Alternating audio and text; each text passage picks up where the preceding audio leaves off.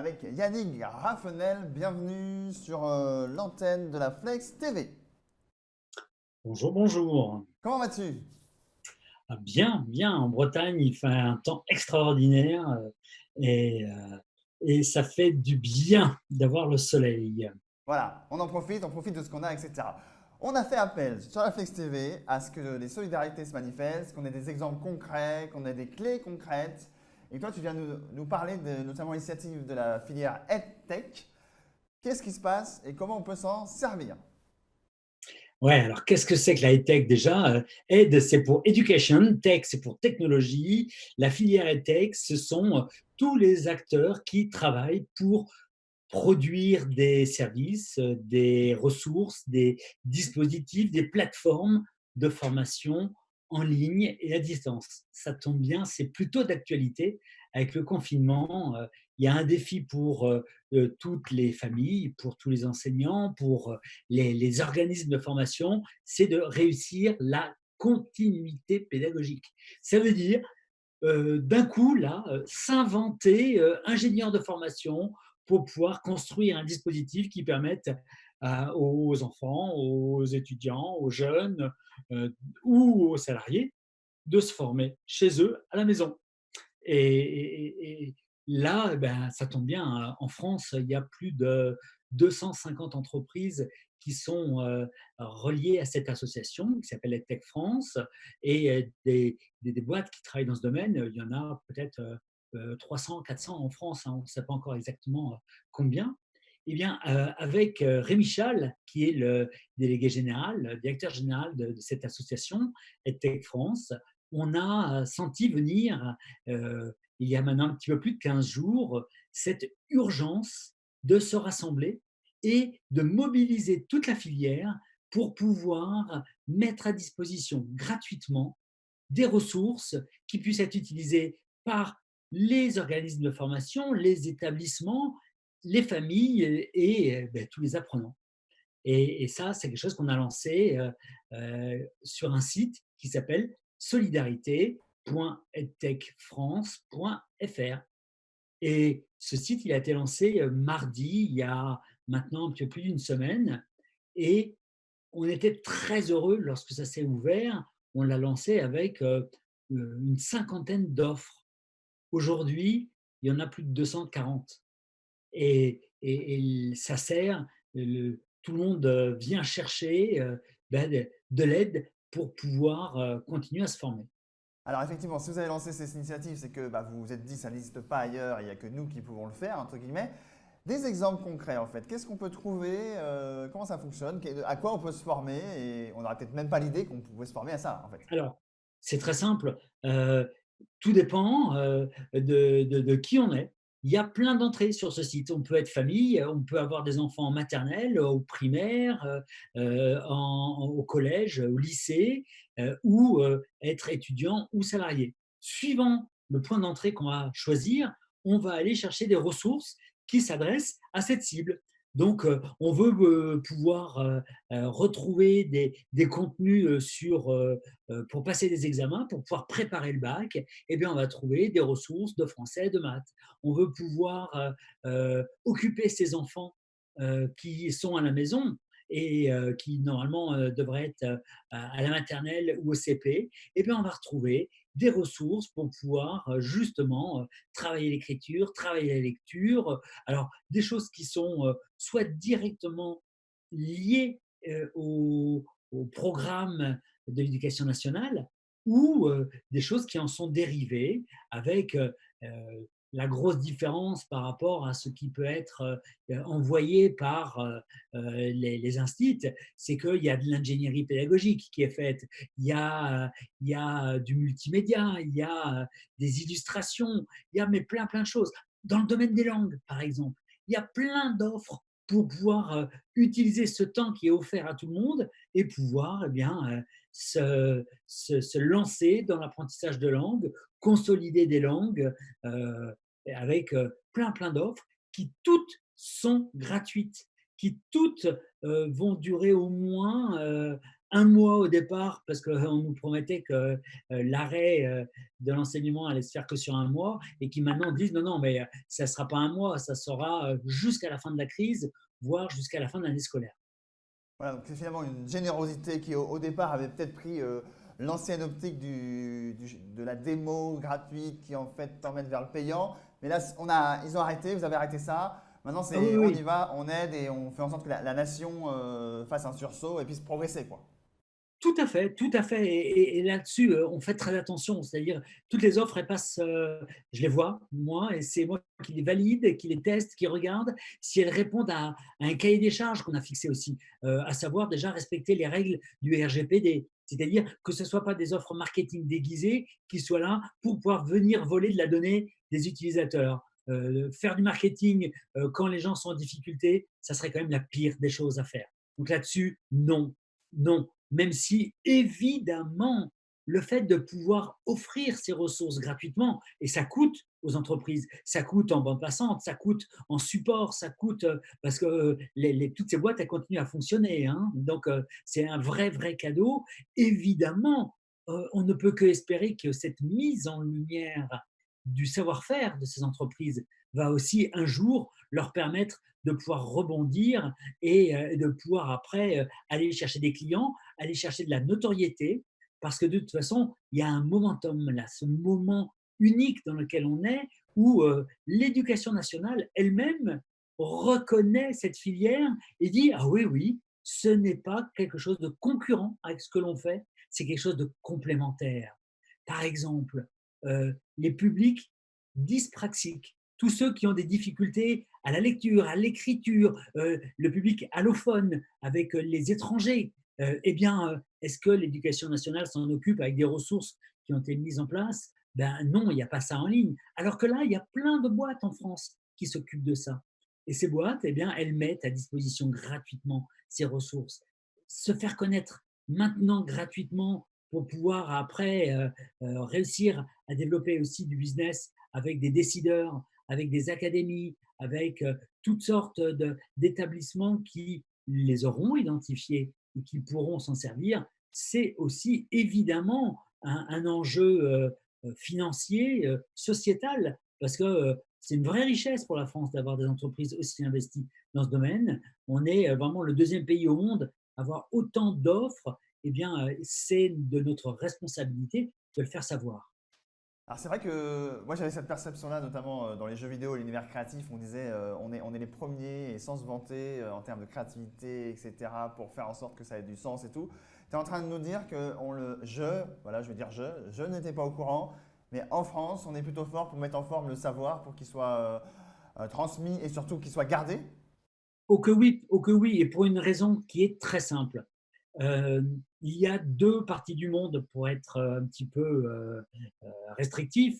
Il y a les pays anglo-saxons pour lesquels le savoir, l'apprentissage, la formation, c'est quelque chose qui s'achète. C'est quelque chose qui a de la valeur et qui s'achète.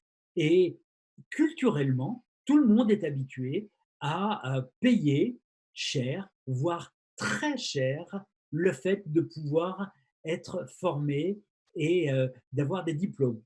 Je rappelle par exemple que Obama, lorsqu'il a été élu, a dit dans une de ses interviews, tiens, je viens cette année, en même temps que là, je deviens président de la République, eh bien, je viens juste de finir de rembourser l'emprunt que j'avais fait pour payer mes études supérieures. On s'endette plus aux États-Unis pour se former et avoir des diplômes que pour acheter sa maison. Il faut quand même le savoir, ça. Donc, quand on achète cher, très cher de la formation, eh bien, on sait que cette formation elle a de la valeur. On sait que lorsque on va à l'université, que les enseignants, par exemple, que l'on va voir sont du MIT, qu'ils ont eu des prix Nobel, que la valeur intrinsèque de ce qu'ils vont apprendre est extraordinaire. Donc ça, je suis prêt à le payer très cher et je n'attends absolument pas de leur part qu'ils fassent des efforts en termes de comment est-ce qu'ils vont me former, comment est-ce qu'ils vont traduire ça sous forme d'exercices, d'illustrations, même si c'est juste mis en ligne et c'est à moi de faire tout le travail parce que de toute façon, je l'ai payé tellement cher que je suis quand même très motivé pour pouvoir apprendre. Ça, c'est la vision anglo-saxonne. En France, nous sommes dans un autre rapport au savoir. Et pour moi, je pense que c'est heureux pour tout le monde et pour la société. Le savoir, enseigner, former, éduquer les générations, c'est une obligation. Et on a un rapport qui est pour que l'établissement, l'organisation qui doit me former puisse m'embarquer et me motiver, c'est à elle de faire l'effort de mettre les moyens pour susciter mon envie, pour me garder, pour m'accompagner jusqu'au bout.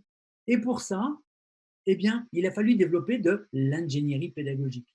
Voilà pourquoi deux pays sont totalement en avance, c'est le Canada et la France, qui sont devenus les spécialistes de l'ingénierie pédagogique. Là où on doit faire des efforts pour pouvoir s'intéresser à comment vit l'apprenant dans les dispositifs que l'on construit pour lui. Et de ce fait, eh bien, la filière digitale de l'éducation, de la formation est totalement à la pointe en France. Merci de ton petit cours au passage, parce qu'effectivement, on était déjà avant la crise dans comment dire, le bouleversement total de la filière des formations avec les OPCA qui sont devenus des OPCO, Calliope qui arrive, les prises en charge. Là, chez la formation pro, on va dire, là, tu nous parles plus de l'initial, mais bon, je pense que c'est en lien.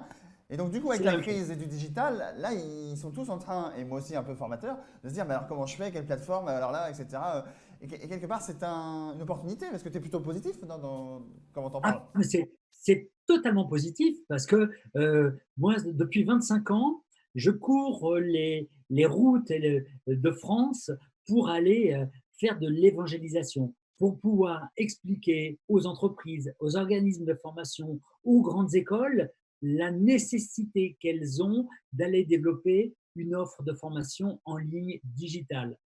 Et c'est vraiment de l'évangélisation. Ça veut donc dire qu'il faut vraiment embarquer les gens pour leur faire comprendre que non, ça ne fait pas partie des lubies et de l'imaginaire utopiste, que non, non, c'est une réalité, que ça répond à des besoins vitaux, que c'est essentiel, que ce sont des très belles opportunités aussi pour enfin travailler autrement, pour permettre aux formateurs, aux enseignants de sortir de leur fonction de perroquet qui répètent les mêmes contenus à des accompagnateurs, à des mentors, des tuteurs qui vont pouvoir enfin s'intéresser à la relation humaine. Et là, aujourd'hui, eh ben, on bascule du tout présentiel à la formation en ligne. Et là, c'est une contrainte qui est une merveilleuse opportunité. Sauf une chose, c'est qu'on prend exactement les choses à l'envers. C'est-à-dire que, comme tu l'as dit tout de suite, quelle question on se pose lorsque l'on se retrouve confronté à la contrainte? C'est oh, mais comment je fais? Quel outil? Est-ce que là, sur la plateforme, tu nous mets en ligne 240 outils gratuits, mais comment choisir? C'est tellement compliqué. Comment faire le bon choix et comment ne pas se planter? Normalement, si on n'était pas dans une période de crise et si on n'était pas face à cette urgence, on devrait d'abord penser, designer le dispositif dans sa globalité, c'est ce qu'on appelle faire de l'ingénierie de formation, puis après se recentrer sur ses contenus en faisant de l'ingénierie pédagogique, et après on se dit, ah ben, maintenant que je suis clair sur ce que je veux faire, quels sont les outils qui me permettent de réaliser ce que je veux faire. Mais là, oh ben, on fait les choses à l'inverse. Mais c'est pas grave, parce que dans le digital learning, qui est vraiment ma passion depuis très longtemps, il y a une chose, c'est que on n'a pas de bons ou de mauvais outils. Il y a des bons et des mauvais usages des outils. Et deuxième mantra fondamental, plus il y a du digital, plus la place de l'humain est essentiel. Ça veut donc dire qu'on ne va pas aller dans l'opposition entre l'outil et l'humain, entre le digital et le présentiel, qu'il faut réussir à générer dans la relation en utilisant eh bien, le téléphone, la vidéo, le groupe WhatsApp, des choses très simples qui sont déjà intégrées dans la vie quotidienne. Et que c'est au travers de ça que l'on doit pouvoir déployer très vite des choses, des dispositifs, des moyens de former, en repensant à quand même le gros changement qui est pour tous les enseignants, pour tous les formateurs. Et ça, c'est très, très dur à admettre, mais là, c'est ça qui est génial par cette expérimentation à grandeur, à échelle, grandeur réelle, c'est que on a le droit de se tromper. On fait du learning by doing. On va apprendre de nos essais, de nos erreurs, de nos succès, et que au travers de ça, on va être capable, une fois passé la crise, d'aller concevoir des choses qui vont être pérennes, mieux pensées, avec ce point essentiel qui est le changement de posture. L'enseignant, le formateur, sa valeur n'est pas dans son savoir. Et ça, qu'est-ce que c'est dur à entendre. La valeur de l'expert, de l'enseignant, du formateur est dans sa capacité à accompagner. Parce que les savoirs, ils sont partout. Ils sont sur Internet, ils sont partout. Ils sont dans toutes les bases d'informations, ils sont sur YouTube, ils sont partout. Mais par contre, avoir quelqu'un qui soit capable de s'intéresser aux apprenants, de garder le lien, de créer les activités pédagogiques qui vont en même temps développer toutes ces compétences transversales indispensables, ça, c'est de la responsabilité des formateurs, des enseignants, des organismes de formation et des établissements. Et ça, c'est la vraie grande révolution qui est en cours. Merci Yannick Raffenel pour tes apports et en tout cas ton plaidoyer. Je pense qu'effectivement c'est la bonne période pour qu'on entende exactement la pertinence de ce que tu dis. Évidemment, et en tant qu'autodidacte, je ne pourrais pas contredire tout ça.